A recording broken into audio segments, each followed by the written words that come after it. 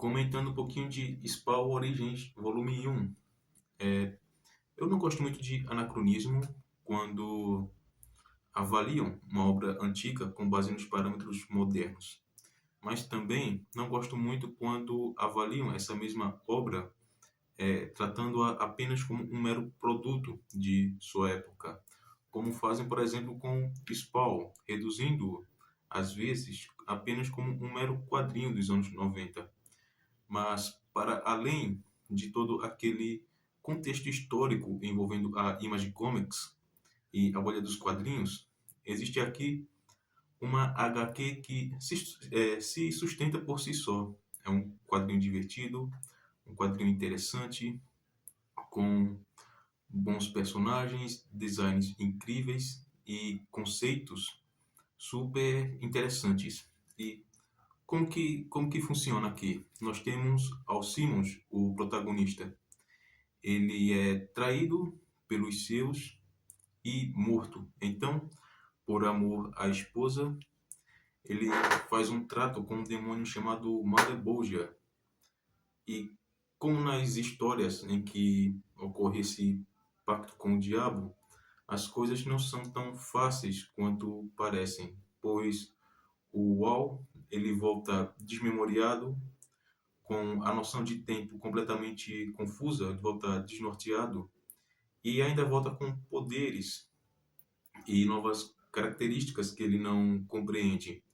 Então nós acompanhamos o Wall, o Spawn, a partir desse ponto, com ele tentando descobrir o que lhe aconteceu, tentando reencontrar a esposa e aprendendo a lidar com esses novos poderes, com o seu novo uniforme, que na verdade é uma criatura viva.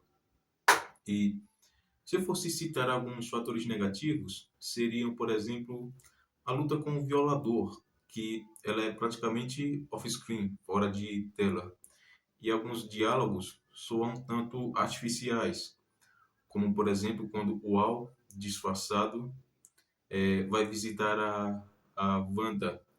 O diálogo que ocorre ali não é muito natural, causa uma pequena estranheza. Meus capítulos preferidos ficam ali na reta final, onde tem o Billy Kincaid, que é um serial killer que persegue crianças. Então, o Spawn vai dar um jeitinho ali de uma forma bem brutal, algo que não se via muito nos quadrinhos de ação dos anos 90. E é legal porque esse capítulo ele é bem sombrio e fica ali nas entrelinhas, o que de fato o Kincaid fazia com essas crianças. Então, foi uma aposta bastante corajosa. E os dois últimos têm de fato uma cena de ação estendida, uma batalha mesmo, que eu curti bastante. Eu não falei muito da arte, né?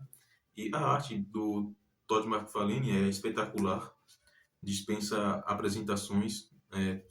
Quando esse volume foi lançado, o termo páginas explosivas foi algo que eu ouvi muito por aí e até hoje não sei de fato o que isso deveria significar.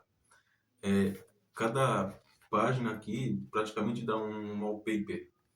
É algo que o meu eu criança lá do passado com certeza iria parar para desenhar. E como eu disse, é um quadrinho com ação, um quadrinho com diálogos divertidos e que, como tem que ser, um quadrinho que prende a atenção, é um quadrinho gostoso de ler. Não apenas aquele massa velho, outro termo estranho que é, repetem por aí. E é uma HQ que, assim que você terminar o volume, já fica ansioso para ler o próximo. É algo que eu não sinto, por exemplo, lendo alguns quadrinhos mais modernos. E é isso, pessoal. Deem uma chance a Spawn, pois ele merece ser tratado e lembrado como muito mais que um mero quadrinho de ação dos anos 90. E é curioso, né? Se tem esse costume, esse hábito de criticar muitas dessas histórias lançadas nos anos 90, mas elas vendem super bem. É o caso de Batman, A Queda do Morcego, Homem-Aranha, a saga do Clone, que está saindo recentemente, não sei se já saiu por completo, e algumas outras pequenas histórias dos X-Men. E olha só que desenho legal. Deixa eu ver se eu encontro a página. Cadê? Eu não edito, tá? Então fica